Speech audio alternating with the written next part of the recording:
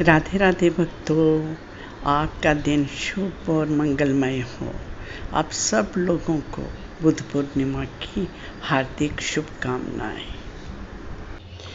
आज मैं सुनाने जा रही हूँ बुद्ध पूर्णिमा का महत्व और कथा। चलिए शुरू करते हैं। पंचांग के अनुसार वैशाख महीने की पूर्णिमा के दिन ही बुद्ध पूर्णिमा मनाई जाती है। इस साल 12 मई को बुद्ध पूर्णिमा मनाई जाएगी। इस दिन भगवान बुद्ध का जन्म हुआ था, जिन्हें भगवान विष्णु का अवतार माना जाता है। इस पूर्णिमा को सत्यव्रत पूर्णिमा भी कहा जाता है। ऐसी मान्यता है कि इस दिन भगवान बुद्ध को ज्ञान की प्राप्ति हुई थी और परिनिर्वाण भी वैशाख महीने के पूर्णिमा के दिन ही हुआ था। ऐसे में बौद्धों के लिए इस दिन का विशेष महत्व है। ये खास बात है कि सनातनी और बौद्ध दोनों धर्म के अनुयायी इसे मनाते हैं।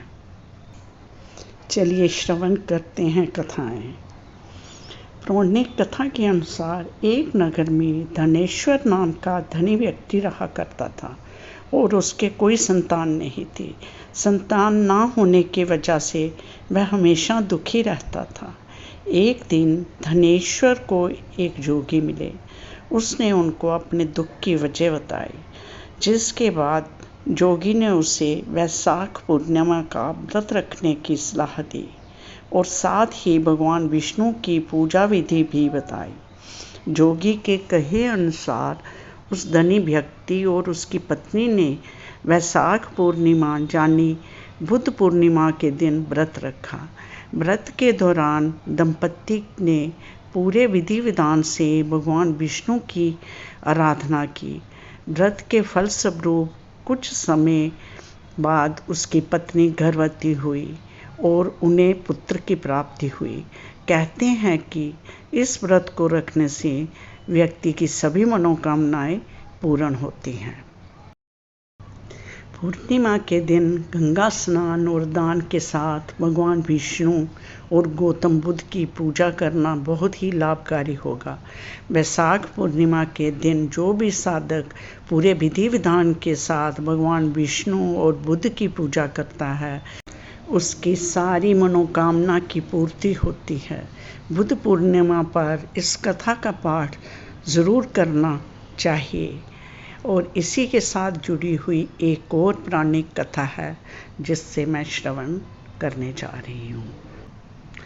पौराणिक कथा के अनुसार एक बार रानी माया देवी वैशाख पूर्णिमा की रात को लुम्बिनी नाम के जंगल में फूलों की सेज पर सो रही थी। तभी वहाँ पर आकाश से एक रोशनी आई और उनके पेट पर पड़ी, जिसकी वजह से वो गर्भवती हो गई। उन्हीं के गर्भ से कुछ समय बाद महात्मा बुद्ध का जन्म हुआ।